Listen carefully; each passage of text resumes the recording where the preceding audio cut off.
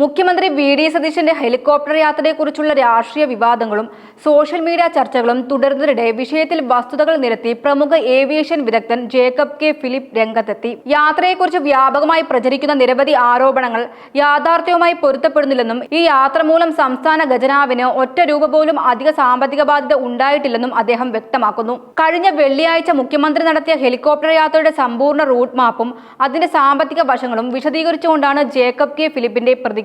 യാത്രയുടെ ദൈർഘ്യം, സർക്കാർ കരാർ, മാസ വാടക, സൗജന്യ പറക്കൽ സമയം, ഹെലികോപ്റ്ററിന്റെ മുൻകാല ഉപയോഗം എന്നിവയെല്ലാം അദ്ദേഹം വിശദമായി ചൂണ്ടിക്കാണിക്കുന്നു. ആദ്യം തന്നെ ഉയർന്ന പ്രധാന വിമർശനം ഹെലികോപ്റ്റർ യാത്രയുടെ ചെലവിനെ കുറിച്ചായിരുന്നു. മുഖ്യമന്ത്രിയുടെ യാത്രയ്ക്കായി സർക്കാർ ലക്ഷക്കണക്കിന് രൂപ അധികമായി ചെലവഴിച്ചുവെന്ന രീതിയിലുള്ള പ്രചാരണങ്ങളാണ് സമൂഹ മാധ്യമങ്ങളിൽ വ്യാപകമായത്. എന്നാൽ നിലവിലുള്ള കരാർ വ്യവസ്ഥകൾ പരിശോധിക്കുമ്പോൾ ഈ ആരോപണം അടിസ്ഥാനരഹിതമാണെന്ന് ജേക്കബ് എ ഫിലിപ്പ് പറയുന്നു. കേരള സർക്കാർ വാടകയ്ക്കെടുത്ത ഹെലികോപ്റ്ററിനായി പ്രതിമാസം ഏകദേശം 80 ലക്ഷം രൂപയാണ് നൽകുന്നത്. എന്നാൽ ഈ വാടകയിൽ തന്നെ ഓരോ മാസവും 25 മണിക്കൂർ വരെ ഹെലികോപ്റ്റർ ഉപയോഗിക്കാനുള്ള സൗകര്യം കരാറിൽ ഉൾപ്പെടുത്തിയിട്ടുണ്ട്. അതായത് 25 മണിക്കൂർ വരെയുള്ള ഉപയോഗത്തിന് അധിക തുക നൽകേണ്ട സാഹചര്യമില്ല. ജൂലൈ മാസത്തിലെ ഉപയോഗം പരിശോധിക്കുമ്പോൾ ആ 25 മണിക്കൂർ പരിധി പൂർത്തിയായിരുന്നില്ല. അതിനാൽ മുഖ്യമന്ത്രി വെള്ളിയാഴ്ച നടത്തിയ 4 മണിക്കൂർ 25 മിനിറ്റ് ദൈർഘ്യമുള്ള യാത്ര ഈ സൗജന്യ കോട്ടയിലുള്ളതായിരുന്നു.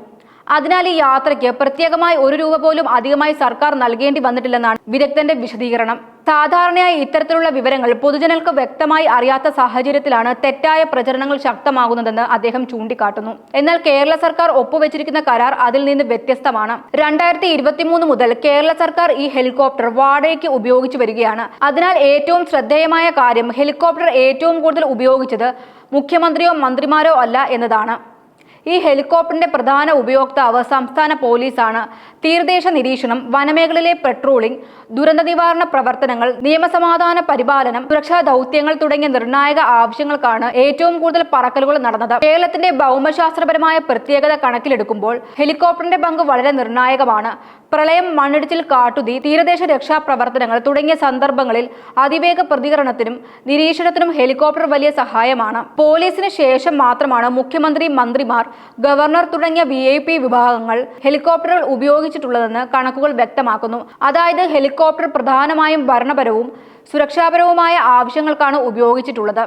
മറ്റൊരു പ്രധാന വസ്തുതയും ജേക്കബ് കെ ഫിലിപ്പ് ചൂണ്ടിക്കാട്ടുന്നു. കഴിഞ്ഞ 3 വർഷത്തിനിടെ 10ലധികം തവണ അവയവമാറ്റ ശസ്ത്രക്രിയകൾക്കായി അവയവങ്ങൾ അതിവേഗം എത്തിക്കുന്നതിനും ഈ ഹെലികോപ്റ്റർ ഉപയോഗിച്ചിട്ടുണ്ട്. സമയബന്ധിതമായി അവയവം ആശുപത്രിയിൽ എത്തിക്കുന്നത് ജീവൻ രക്ഷിക്കുന്നതിൽ നിർണായക ഘടകമാണ്. അത്തരം അവസരങ്ങളിൽ ഈ ഹെലികോപ്റ്റർ നിർവഹിച്ച സേവനം വളരെ വിലപ്പെട്ടതാണെന്ന് അദ്ദേഹം ചൂണ്ടിക്കാട്ടുന്നു. അവയവ കൈമാറ്റ ശസ്ത്രക്രിയകളിൽ ഓരോ മിനിറ്റിനും വലിയ പ്രാധാന്യമുണ്ട്. റോഡ് മാർഗം സമയത്തെത്തിക്കാൻ കഴിയാത്ത സാഹചര്യങ്ങളിൽ ഹെലികോപ്റ്റർ ഉപയോഗിച്ചതിലൂടെ നിരവധി രോഗികൾക്ക് പുതുജീവൻ ലഭിച്ച സംഭവങ്ങൾ ഉണ്ടെന്നും അദ്ദേഹം ഓർമ്മിപ്പിക്കുന്നു. വിമർശനങ്ങൾക്കിടെ ഉയർന്ന മറ്റൊരു ആരോപണം ഹെലികോപ്റ്റർ വ്യക്തിപരമായ ആവശ്യങ്ങൾക്ക് ഉപയോഗിച്ചുവെന്നായിരുന്നു. എന്നാൽ ലഭ്യമായ രേഖകൾ പ്രകാരം കഴിഞ്ഞ 3 വർഷത്തിനിടെ മുഖ്യമന്ത്രിയോ മന്ത്രിമാരോ വ്യക്തിപരമായ ആവശ്യങ്ങൾക്കായി ഹെലികോപ്റ്റർ ഉപയോഗിച്ചിട്ടില്ലെന്ന് ജേക്കബ് കെ ഫിലിപ്പ് വ്യക്തമാക്കിയിരുന്നു.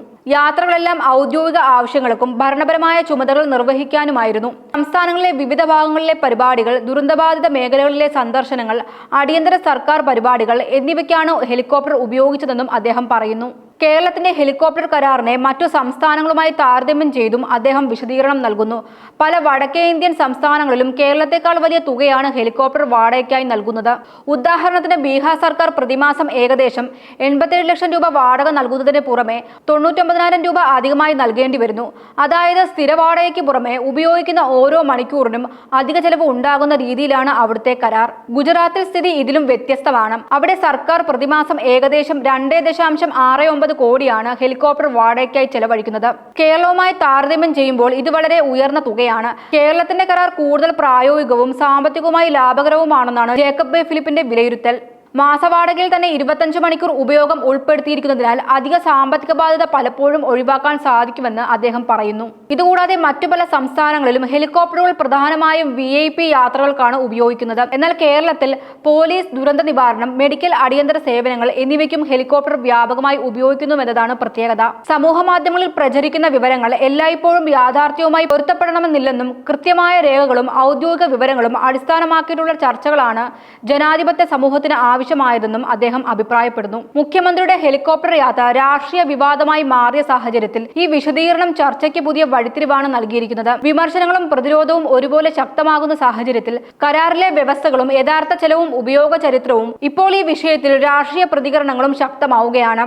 ഒരു വിഭാഗം ഹെലികോപ്റ്റർ ഉപയോഗം ന്യായീകരിക്കുമ്പോൾ മറുവിഭാഗം കൂടുതൽ വിശദമായ കണക്കുകൾ പുറത്തുവിടണമെന്ന് ആവശ്യപ്പെടുന്നു. അതേസമയം സർക്കാർ രേഖകളും കരാർ വ്യവസ്ഥകളും അടിസ്ഥാനമാക്കിയിട്ടുള്ള വിവരങ്ങൾ പൊതുജനങ്ങൾക്ക് മുന്നിൽ എത്തിക്കേണ്ടത് അനിവാര്യമാണെന്ന അഭിപ്രായവും ശക്തമാണ്.